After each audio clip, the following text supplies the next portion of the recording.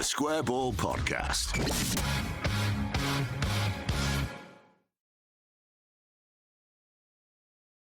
Well, should we find out what's been said in the football world this week? Welcome to the show. Dan here with Michael and Rob for Propaganda. The show is brought to you by Levi Solicitors, who are definitely our favourite law firm in the whole of Leeds, if not the world. Definitely the world.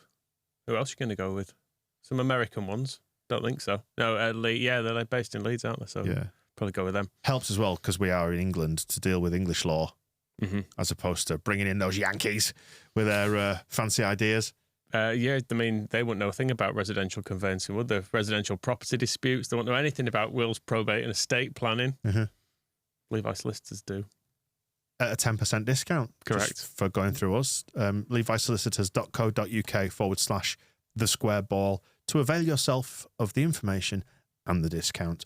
Right, Michael, where are you taking us on this week's Magical Mystery Tour? What have you turned up over the weekend from the fan channels and so on? Back down to Plymouth. Played there, again? didn't we? I know. I did find... I'm going there next weekend. Well, sort of. I did find a clip of someone essentially saying what we were saying of them going through on goal and nearly scoring, but with Gelhardt saying, if that had gone in, I wouldn't have really minded, which I thought was fair enough. Obviously, everyone was sick of this tie and ready for it to be over, but I've not got that in because, wasn't interesting enough for me. But I've got a bit of Cornish Janner. If you remember him, he came up to Leeds for the league game here. It was a local tourist spot he found, wasn't it? And one that we're very proud of here in Leeds. He was outside Asda House. He made a special journey down there. I mean, it's kind of on the way if you walk into the ground. But headquarters of the supermarket. Was that the point at which you revealed to me I didn't know that Walmart no longer owned Asda? Yes, correct. Yeah. Which happened several years ago. I just hadn't seen the news. Have you boycotted them now? No, couldn't care less. But I like the ones that, we've spoken before about Pudsey Asda being one of the, again, another local sort of tourist spot. You go in the front doors there and then there's the big flat escalator that leads you downstairs. And then you're almost trapped. If you come back up, you've got two choices. It spits you out near the front of the store when you basically can't get back in again, or it'll spit you out at the back of the store where you don't want to be, and near the tills. So you've got to plan your journey very carefully. Well, he didn't go there. No. He didn't go there. He just went to the HQ. Maybe next time he can go there. Yeah, it'd be nice for him to see it all. But on this anyway, we join him just as Somerville's scoring, and he seems to have misunderstood the whole structure of replays and how they work. Oh my God, sir! First blood to Leeds. So that's 3-2 to them on aggregate. Oh, we're doing aggregates. Aggregate scores. Excellent. So we got an away goal then? Is that right? Counts double, Rob. Yeah. It would have been interesting to know if it had gone 2-2, they'd be like, bloody hell, the away goals are doing this. But he had the aggregate score on screen the whole time as well. Nice. You don't really get anymore. There used to be League Cup games, didn't it? It's only Europe where it exists now, pretty much. Yeah. Know the rules. It's quite important, isn't it? Well, he seems all right. I mean, we didn't know whether that was going to extra time or straight to penalties, and we didn't dare look it up, did we, quite frankly? Don't undermine my position there, Rob. I did look it up during the game, didn't I? And there was definite disappointment when we saw it was going to extra time. It's like, oh no, straight penalties, come on. Have you seen the aftermath of the Super Bowl, just to pivot into NFL momentarily? Obviously, our overlords, the 49ers, they lost in overtime to the Kansas City Chiefs with the last play of overtime. And they've restructured it. It's a little bit like golden goal, but like both teams get to have the ball now in overtime in the old NFL. It used to be that whoever scored first won, but they changed it because obviously it's not fair. It massively advantages the team in possession. But I've seen some of the interviews this morning, Tuesday morning, saying that some of the 49ers players weren't fully availed of the new changes to the overtime rules that meant that the other team definitely got the ball and had to have another go because 49ers scored a field goal, 3 points, but then Chiefs got a touchdown and won it. I mean, I didn't watch it. I did. I stayed up till 4 a.m. watching that. Did you actually? I did, yes. I watched the first quarter bit of it. I don't even think I waited till a break. I think I just went to bed. I didn't know what was going on. It was really, really good with the closing stage of the game. It was attritional prior to that, but the closing stages of the game were captivating, which is why I couldn't tear myself away from it. I thought, I need to see this through to a conclusion now. I saw at some points people seem very happy with certain things. Yeah. Like people who do a big tackle and then jump around celebrating. Yeah. It's a very bombastic sort of environment is what I got from it. Yeah. People do a big tackle and they're like running around chest bumping each other and like going woo and screaming and stuff. Man of the match, Usher, for his halftime show. Was it good? Was That it? was good, yeah. Brought out. Did he get his nips out? That's about all I remember from Yeah, he did. the halftime show. No, he actually did. He took his top off, yeah. All right, cool. Yeah, and some of his other mates came, like Little John, from Robin Hood. Yeah. Oh, nice. Little John. Who else? Richard Littlejohn? Yes, him as well. Cool. And then they did some touchdowns and some throwing and some running of the ball and some yards and some sacks. But the Leedsy one lost. The Leedsy one lost, yeah. Oh, well. It's about right. But yeah, so they didn't all know the rules. So, but Taylor Swift did. I can't criticise him because I watched some of that and I didn't know the rules either. Yeah. So, probably the last game I'll watch for a while, truth be told. Until next year. It's a very short season as well. It's like another 200 days or something until the season kicks off again. Really? Yeah, they only play 17 games in the regular season. Like, you get 8 or 9 home fixtures if you're lucky. Well, that'd be nice, wouldn't it? Lovely a short dream, season. isn't it? Yeah. Not this continual Tuesday, Saturday grind. Get it all done within a month. Just watching your life ebb away. Oh, it'd be lovely. Speaking of which, then, should we go back to Plymouth? Let's do that. So this is after the game. He's walking the streets and he's just giving his thoughts about everything. It wasn't enough at the end. It wasn't enough at the end. Therefore, Leeds knocked us out, and to put it bluntly with you, the second half, they played so much better than us. To be honest. Honestly, it was Jorginho Ruta that changed the game for me. Even when we drew level, thanks to Brendan Galloway. But it is what it is. We did try everything we could, but it just wasn't enough at the end. It really just wasn't enough. Yeah. Was it enough? Wasn't enough. Not enough. Let me just find the tweet that I bookmarked. The wind really got the better of him towards the end of that clip, so that's where it ended. He was walking the streets of Leeds, wasn't he? He was, yeah. And then he got the bus back down to Plymouth last time, and then was walking the streets of Plymouth, wasn't he? If I recall, is that the clip that it was? Yeah. Yeah. I think he does his little ritual where he'll have a wander. Let me final. find the bookmark that I have bookmarked. That's it. So there's a gentleman who's a Plymouth fan who at 21:52, so that's 10 to 10 for you boys and girls, tweeted to say, "One thing is for certain, our full 11 beat Leeds at home in the league. Certain." What do you think about that? I wouldn't say it's certain. And why do you think I bookmarked it? I mean, what is there for 11? They just get Adam Forshaw in there and they can't even play Darko JB, can they? No. I mean, we played them 3 times. Not saying they won't beat us. They could. But for certain. But for certain is... The guy who tweeted it is, I think he's a director of communications or head of communications, whose job, I suppose, is in his profession is to stop previous communications coming back to bite him on the arse. Have you screenshotted it too in case it deletes it? Yes, always. Because sometimes you bookmark stuff, then you go back and people have deleted it. But thankfully, if you bring the screenshots, I always keep receipts. Okay, good. Always keep the receipts. And another one I've bookmarked is the AFC Bournemouth tweet to say he's happy here of Luis Sinisterra smiling in a photo, having signed for them. Are you thinking ahead for next year when they're relegated and he tries to get out? Yeah. Right, cool. That's good planning. And I've also bookmarked, let's have a look. It's so when you do that thing where you alternate between the small and the big letters to make it look like childish writing. Oh, right, yeah. Ipswich will fall apart after Christmas. #ITFC, #LUFC. That's an Ipswich fan who tweeted that on Boxing Day, which was when we lost to Preston. So I'm keeping the receipts on that one as well. Cool. Just in case. Well done, Dan. Just in case. I'm 45 years old, and if point scoring on the internet is what I'm going to get satisfaction from, then don't shame me. If you ever want to find the worst of those and you haven't bookmarked them, just search Mark My Words and you can find loads of people with really, really bad takes on stuff. Yeah. Like, Scott McTominay will win the Ballon d'Or, Mark My Words, things like that. Cool. Nice tip. Thanks for that, mate. Where are we going next? Let's go to Rotherham. Do we have to? Yeah. We like Rotherham, don't we? Do we? Well, what as a place? It was easy enough to beat them, so... You walked there once. Did you walk back? No, I did not. Walking there was enough. Dan didn't do that one either. Did he start it? No, he didn't. In fairness to him, he didn't even start this one. Well, I was because it was a Friday, wasn't it? And I was working because that was back when I was a DJ, before I was too old to do DJing, and I would have probably had to sacrifice 100 and something quid to come and walk. Yeah, it was only for charity, so don't worry about it. Oh, you did it, didn't you? That was the important thing. Anyway, this guy, we had him on after the game at Leeds. He filmed like his entire journey. He does it all on the train. It's really long videos, but it's kind of restful in a way until he got to a multi-story car park and there was heavy breathing in a lift and it felt a bit like some zombies were going to pop out.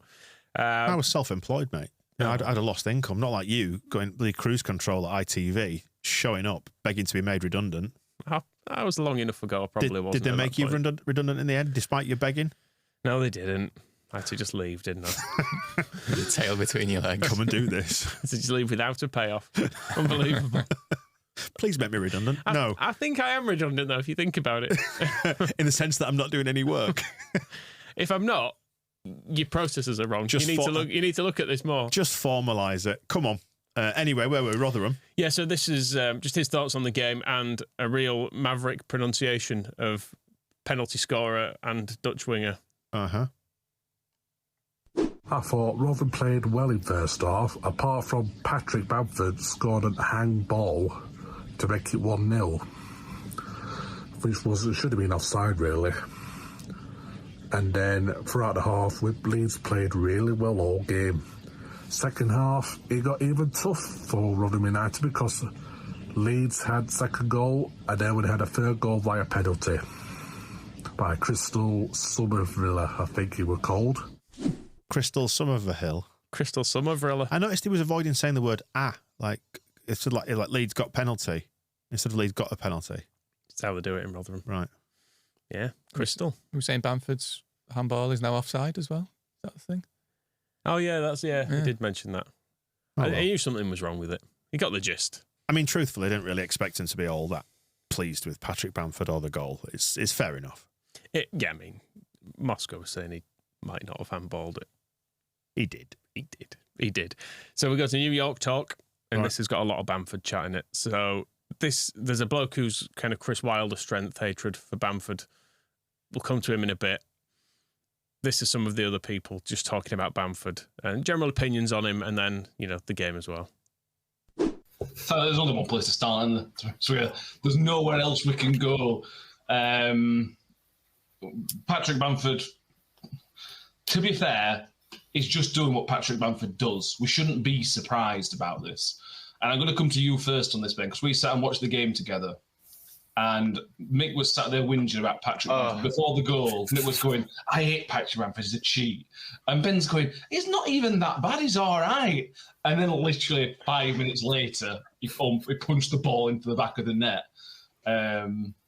Talk to me about the rollercoaster ride of your feelings towards Patrick Bamford yesterday. Yeah, I saw. Well, I didn't understand how much of a cheat he was. I thought, like everyone else knows, he's a cheat, but I didn't think he was that big of a cheat. I saw his goal the other week, and I said to Mick, I said, "Oh, it was a great goal," and he went, "Yeah, anyone could do it, though. Anyone could do it." I'm like, well, not really. He sat there with arms folded, legs crossed on armchair, saying anyone could do it. And then I said, "Oh yeah, it's not even that big of a cheat." And then 2 minutes later, he's Maradona'd it. So I think I've been bugged. I think I've been being watched by somebody. Yeah. I mean, it's just not right, is it? Some deep state conspiracy stuff there, then, eh? So Mickey, who mentions there, was the one who wasn't having it that Bamford's goal against Peterborough was any good. Yeah, I mean, it was. I like the image of him sat on his sofa with his legs crossed as well as his arms, like a child. Like, no, I'm not having it. So, I mean, Bamford, he does have a bit of a rep for this, doesn't he? Because there was obviously the Villa one. Yeah. There was the QPR one earlier this season where I forgot about that. he got Begovic sent off. So as long as he's on your team, it's fine. It's a bit of a reputation. In the we saw obviously his reaction to the El Ghazi one, didn't we, in the documentary, where he sort of went, "Oh yeah." It's amazing, isn't it, what you can turn a blind eye to when it's your team. Like on this week's member show, we're going to be talking about penalties and mentioning, if you remember, do you remember the Kuhl one? It was back end of the 90s when he clearly dived at Derby County away, and it was 0-0 or something like that. Anyway, it was a last-minute penalty. Yeah. Long story short, and it won the game for Leeds. So, there might have been some contact. Yeah, good old Harry. Not. Yeah, I mean, like, if you're talking about cheating and stuff, there was in the away game you could go to and say, well, there was that one that should have been a penalty when Peltier, took Dan James's ankle out, and you go, well, that's possibly a penalty and possibly a red card. And Just we didn't get anything. balancing the universe. So Michael. if Bamford remembers that and thinks it's only fair that I give my elbow to this one, Vigilante justice is what you're saying. yeah, it's absolutely What fine. you're advocating for. Good lad. But yeah, Mick, the guy, he mentions, he tweeted about it, and I think it's sort of thing you would retweet actually from the Square Ball account. I'm not sure if you did or not, but he said this is genuinely an embarrassing post from the official account of a so-called professional football club celebrating Professionals in air quotes, though. celebrating well, and actually promoting dishonesty is precisely what I'd expect from such an entitled and classless club. That's because Leeds did the "they all count" tweet with Bamford. So this is Mick. He's not happy, but he's kind of decided to turn this into a bigger issue than I think it actually is. Yeah, he's a cheat. You've covered it all, haven't you? He's a cheat. We knew he's a cheat. It's embarrassing. It's embarrassing for Leeds United to celebrate that. I find that not surprising. It's not surprising at all. I don't think it's a surprise to anybody outside Best Yorkshire that they behave in that fashion. But if anybody hasn't seen it, it looks like everybody in the world's seen the tweet that I put out this morning when I retweeted Leeds United's celebration of the goal. You look at the comments below it. You look at the comments from the Leeds United supporters, and it just tells you everything that's wrong with modern day football. Stripped of all nuance, eh? Everything that's wrong with modern day football. And I bet everybody saw it in the world. I felt so proud when he says where everything that's wrong with modern football. I was like, oh, brilliant, get in. It's like, and that's no different to the response that any football club would have under the same circumstances. You're a little bit embarrassed by it happening. It's been given. What can you do? So you kind of laugh at it and lean into it. And it's like, well, we benefited from it. So, and it'll come back to bite us because someone else will score a handball goal, and then that will get retweeted by Burnley or whoever we end up playing in some point in the future who score a goal against us. And it's just, it's everything that's wrong with it. I mean, it's not everything that's wrong with modern football. No. There's, I'd say, like state involvement, crypto companies getting involved, the gambling all over everything. There are a few other problems, I would say. The stupid wages, the massive debt, particularly lower down the league structure. Problems, rogue owners everywhere, aren't there? But the presence of Lee Peltier. Loads of awful stuff going on. Again, but we might be getting back into war crimes again there. So, But anyway, do you want to hear this moral panic continuing for a little bit longer? Let's do it. So it's nothing to do with being annoyed at the result. Absolutely nothing at all. It's to do with the fact that football fans today, or a certain section of football supporters today, seem to think that this is all right. They excuse it. There's even people on there saying he didn't hit it with his hand.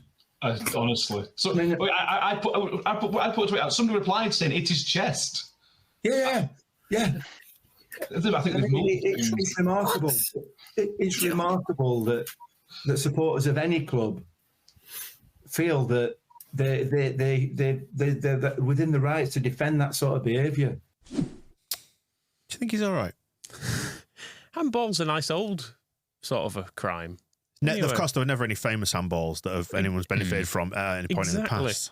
It's a nice, famous old thing, is a handball. Yeah. And nice you can traditional bit of cheating. Exactly. Just like booting someone. There was no sports washing in 1986 as Maradona punched the ball in against England, was there? No, exactly. I think Argentina did win at least one World Cup. Propped up. Partly being people being lent on by a dictatorship in the country and all this sort of stuff. Yeah, but dictatorships were cuddlier back then in the 80s. It was a simpler time.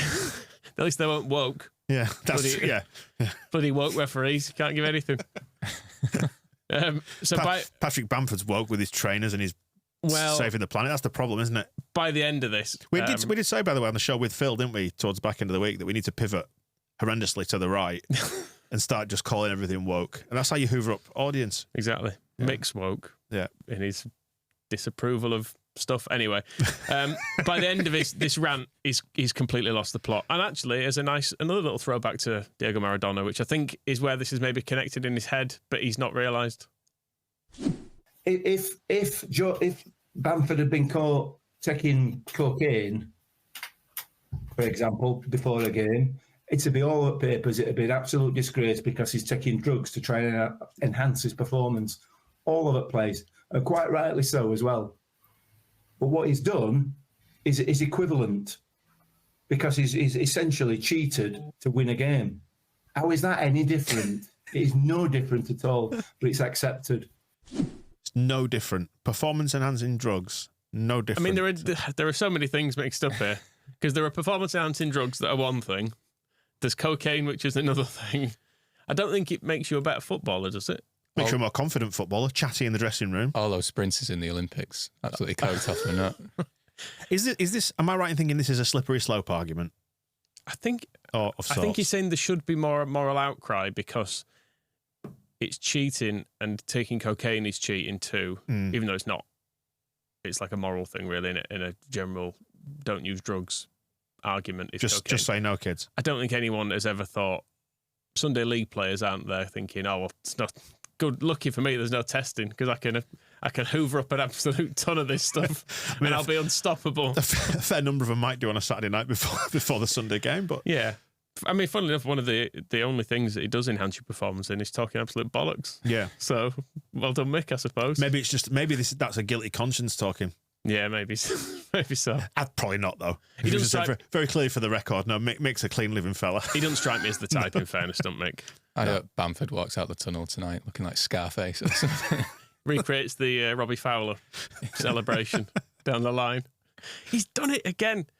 Yeah, I mean, it would be all over the papers. You're right, if he was snorting cocaine before a game. Yeah, especially being so flagrant with it. Yeah, I mean, comes out with it, some balanced on a key. Try and give it to Archie Gray. Points up to Mick in the stand. Oh dear. Anyway, where's our tour going next? Do you want to hear a bit more about Bamford? From Colombia to where? Or should we go elsewhere? Because we've got the second tier are discussing Bamford a little bit. Let's do that then. Let's get it boxed off. Okie doke. Yeah, this is them talking. Are they alleging drug use or? They're not. No. Oh, that's good. Justin, how on earth has Patrick Bamford got away with handballing the ball into the net? It's clear as day. Patrick Hanford, that's what they say. Doesn't work. Damn it. But you're right, it is clear as day. And you do feel for Rotherham because he'd been on the other end of some stinking decisions. But yeah, this was a bad one. But look, Andy Varman walked so Bamford could run. He clearly watched the game. He clearly watched the West Brom Ipswich game to see if he could replicate that, and he did, and he pulled it off as well. So yeah, look, it's a form of cheating, I won't lie, and it should have been pulled up, but there's a little bit of admiration for getting away with it as well. Oh, that's the worst part of the problem. Yeah, the worst aspects of modern society. What next? You admiring him? What? Because he's got needles hanging out of his arm because he's coming on the pitch. Hey, is that what you're admiring? Is it? Joyriding, taking his crack pipe out with his wacky backy. What's this? He's having a bong, is he? On the pitch. Oh, dear me. Well, they seem to like us in general anyway. They did. They're full of quality, they're full of endeavour, and yeah, they're now peaking at the right time. Yeah, well, Joe Rodon's been unbelievable all season. I would even go as far to say, actually, he's probably been Leeds' best player, aside from Crescencio Somerville, of course.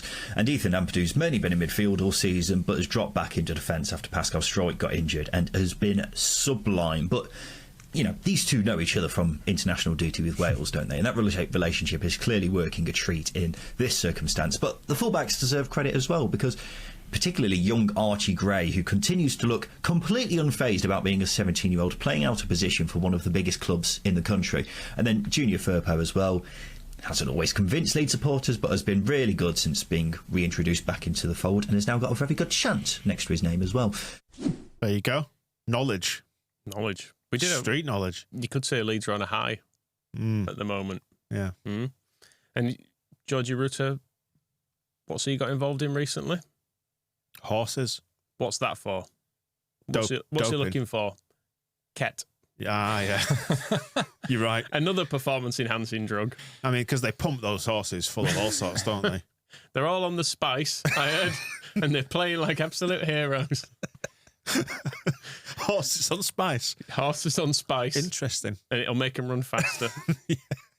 That's just a fact. There's going to be a tournament soon, isn't there, where it's like an athletics thing, but they're going to let all the participants take performance-enhancing drugs. But is that right? Yeah, maybe we should just enter the Leeds United team at this rate. Let's face it, that is the manifestation of a million pub conversations across the country that blokes who've been sat in the pub have gone, do you know what they should do?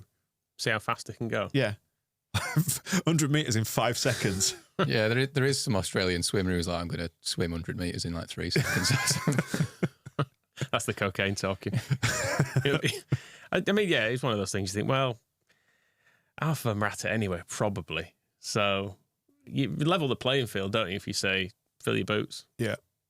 How would you enhance your performance on this show? Or suffer from asthma, as footballers do. Yeah, loads of them. A lot of asthma. At certain clubs, it's rife, isn't it? Yeah. Is it the air in Merseyside? I think so, yeah. Yeah. Yeah, very smoggy or something. So, yeah. Need a little blast on the inhaler. How would you enhance your performance on this podcast? Could you? Well, yes. in terms of your average performance, where would you put it? Like 98th percentile week to week? It's in the Jake territory. Yeah. Get up earlier. Right. I think that's the main thing, isn't it? What time do you normally get up? 7:30, 8 o'clock. Earlier. Mm-hmm. Like 5. Earlier Still. Yeah. I'm gonna have to bring my bedtime forward. Just do it earlier. Okay. Do it all earlier. Everything earlier. That's it. Right. Roast dinner, 7 a.m. Yeah. Have your dinner at 7 a.m. Go to bed at 9 a.m. Then get up at midnight. Meet up with Greg Wallace in the Harvester. As long as he didn't bring his bloody kid with him. No, he wouldn't do. No, he wouldn't do. He's done his time there. Anyway, put him back in a cupboard or whatever he does. We got waylaid. What's next, Michael? Where do we go? Do you want which ex-Leeds manager would you rather hear from, Warnock or Jesse? Seeing as we're laughing, let's do Jesse. Right. CBS for some reason have him discussing tactics. Why is CBS platforming him? I don't know. They're desperate for someone with some knowledge to be on there, but then they've accidentally employed Jesse Marsch. So he's discussing tactical aspects of Christian Pulisic, because obviously he's the kind of American golden boy. And he's not being used properly at the moment. Well, that's always the problem, isn't it, with the American players? Never used properly. Not being used properly at Milan. He's playing on the right. They seem to be playing... I've not watched them. This is purely from looking at stuff online. They seem to be playing a 4-2-3-1. I Googled it. Yeah. Yeah. Same as Jesse. Just Googled it. Pulisic is playing on the right of the three. So he's their wide. He's their right winger, basically. This is Jesse's opinion on what he's doing wrong. What do you think he might... Before we get into it, what do you think he might be doing wrong as a right winger? What should he do instead? Is he standing too far out wide? Let's listen to what Jesse has to say. What you see here is that when they had just won the ball, pause, and you could even see that Christian was pointing to Musa about trying to get to the ball. I think that what they want from him a lot is to go on the touchline and now be positioned wide. But specifically when they win balls or even when they're in buildup, I think a better way for Christian to get himself into the game, and this is what I'm talking about a lot, is not just standing on the touchline. Is it to go through the middle? Get in the middle. middle. Drive for the penalty spot. So here he is explaining a bit more and how other players could get involved. And it's all very, very Jesse. And sometimes you can have a relationship where you go out wide and then maybe an inside midfielder or a fullback looks to go inside a little bit. But I'd like to see more times where he's not drifting out wide and where he's actually trying to find a space more in the opponent's midfield or behind their midfield line so that he can catch balls in there and then be thinking about going straight to goal and being vertical. So you see this. So I just drew this here as like, this is a pocket where I think he should be thinking about getting the ball, catching it, and starting to go at the opponent's back line. See, instead, Musa has to turn around and play that way because Christian's going out wide. Has he confused it with the NBA, where you've got to catch it and then drive for the net? So he's saying you can go out wide, but he would rather he was in the middle, and then he'd rather the fullback made an inside run. But then the fullback's making an inside run, but he's already inside. Right, so everyone's just running inside. And then he wants a midfielder going inside as well, doesn't he? Correct. And then just go from the 3-point line, take a shot. Everyone just pile down the fucking middle and see what happens. Do you know what we need desperately to happen? Jesse to get a job. What, so we can see it fail? And not with CBS. Yeah, just go and get a job in football and show us that you were right and we were wrong. I mean, are we picking on him? Yes. Are we right to pick on him? Yes. It was interesting because it was literally the newest thing on YouTube with Jesse Marsch was this clip. On the whole of YouTube? Involving Jesse Marsch. Oh, right, okay. Like when you do Jesse Marsch order by upload date. This was there. And I was like, let's see what he's got to say. Oh, it's the same stuff he'd say to absolutely everyone. Yeah, but he hasn't got any more data, has he? He hasn't gone and got a new job to either prove or disprove his theories. I want to see him doing like the Matthews Cup final or something. Just going, he needs to be inside more. Yeah. But he was kind of a traditional winger. No, it would have worked better if he was just inside. Tuck in. Go for the spot. Should we listen to a manager who have no tactical ideas? Can we go somewhere else other than Jesse to Warnock? Or should we just get the paint that's like ripping the Band-Aid off? I don't know, I'll tell you what. Let's have a bit of a check-in in Wales, because we're going there tonight, aren't we? Are we? Playing Swansea. Bloody hell. So this is that Cardiff City fan. Oh, is this the young man whose career we boosted?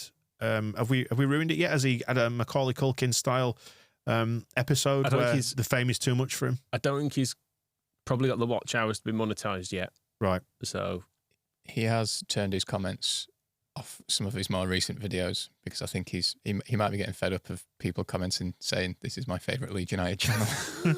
So, well, what he needs to do is pivot to the political right. That's what he needs to start doing. Become a Leeds fan and go right as well. Yeah.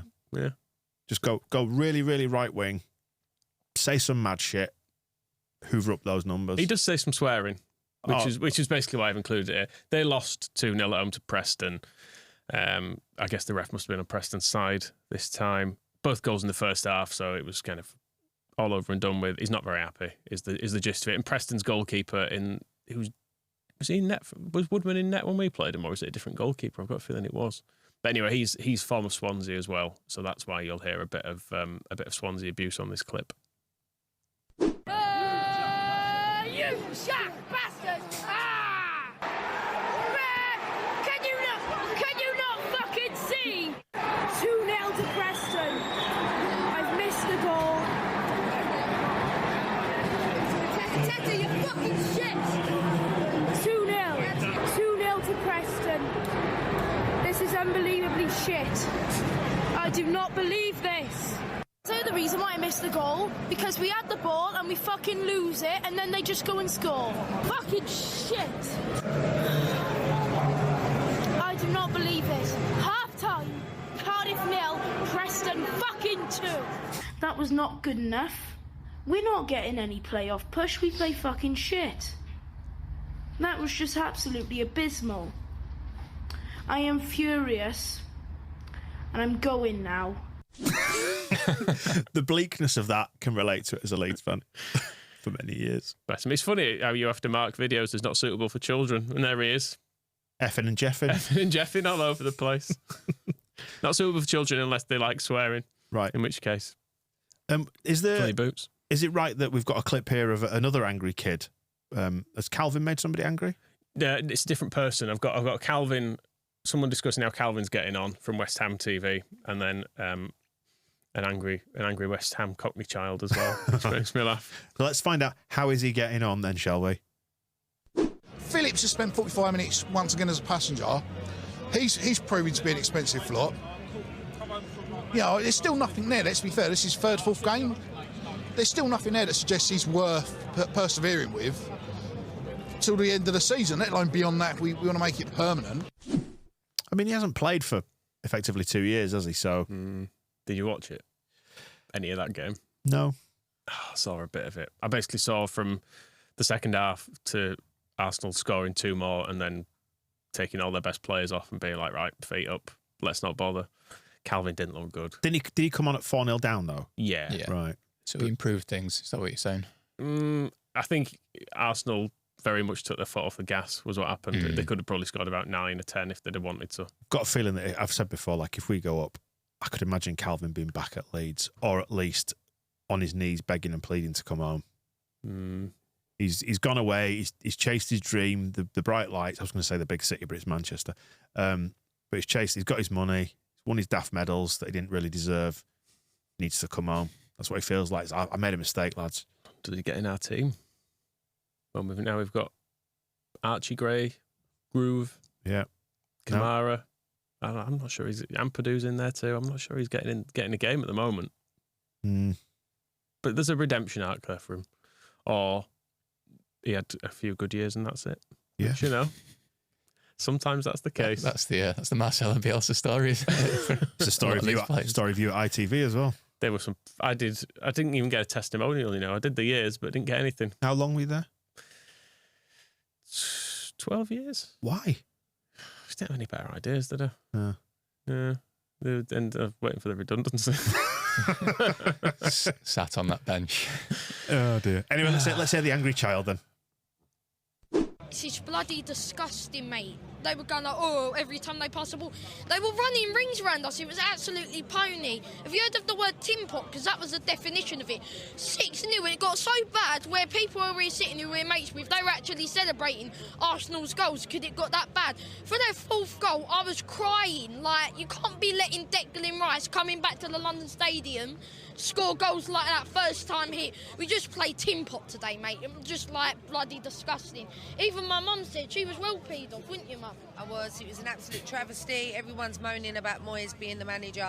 I've always stuck up for him, but on this occasion, I'm afraid that I'm swaying towards Moyes out. Moyes out? What?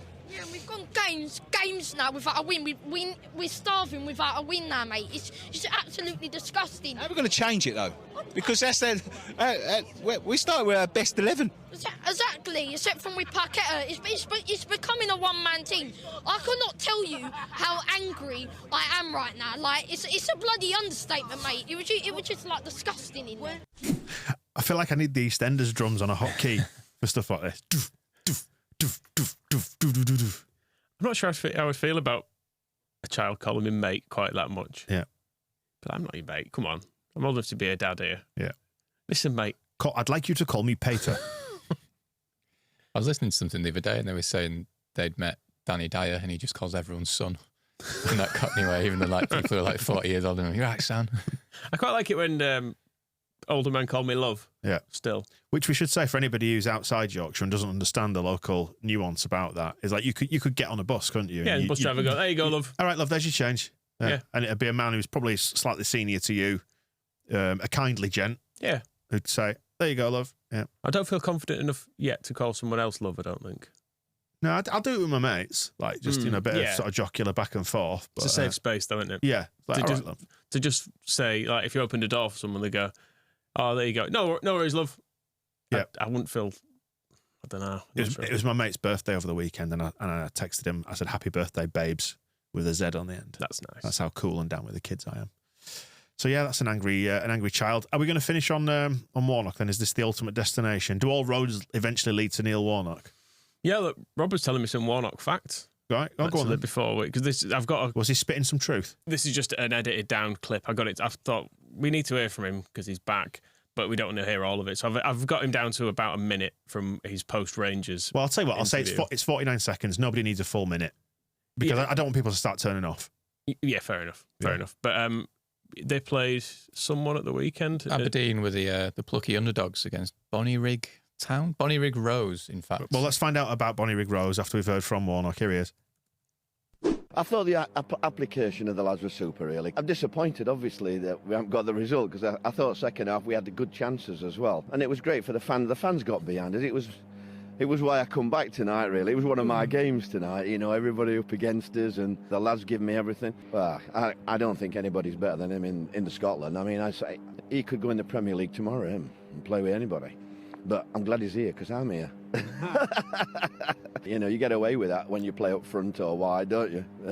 It's a good save, really. It's nice, that, and I think Scottish Cup, yeah, and it'd not be easy. I've been in some of them cup ties, when I was at Burton Albion, we knocked a league club out, and that's the FA Cup and the Scottish Cup, But you don't jump too far ahead, do you? You've got to beat them on Saturday first. Thank you very much. That's the gist of it. But tell me about Bonnyrigg Rose Athletic then, Rob. Bonnyrigg Rose, they're a Scottish League 2 giant, maybe, should we say? A team that I've just looked at it now, I've got the table up. I had no idea they were in the Scottish League. I mean, Colin obviously got the job early, didn't he? So he could manage them at the glamour surroundings of Ibrox, and then he had the other glamour tie at Bonnyrigg. Actually, they were hosting Bonnyrigg, but yeah, Aberdeen, the plucky underdogs, came away with a 2-0 win. They had less possession. They had the same amount of shots. Bonnyrigg had more shots on target and more corners. So he's working his magic there, Colin. When you look at Bonnyrigg's ground... 2,640 capacity, says Wikipedia, by the way. But that appears to be just people stood around, how many people you can stand around a pitch. There's there are houses nearby that you would get that basically you could call an executive box if you were in the bedroom window. I think there might be one stand, which looks like it's about 6 rows deep. Yep. But he did well. He's done well to get his possession stats up, I suppose. It's always good to look at these things from Google Maps from an aerial perspective. So Bonnyrigg is just outside Edinburgh. In fact, it's very close to where Phil was born and grew up. Pennycook, yeah. It's the next town down before you get to Edinburgh proper. Oh, Bonnyrigg scummy always refers to him as, doesn't he? Yeah.